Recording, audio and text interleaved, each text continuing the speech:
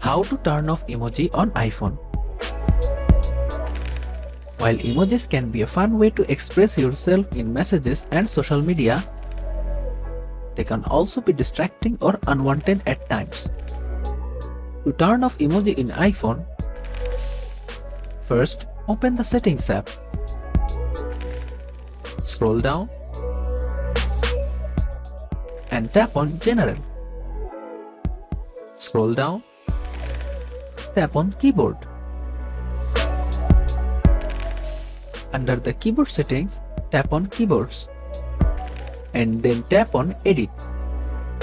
Next, tap on the red minus button next to the emoji keyboard and then tap on Delete. Now that you have removed the emoji keyboard from your iPhone, emojis will no longer appear in the keyboard of any app that supports them. That's it. Thanks for watching. Subscribe to our channel for more videos.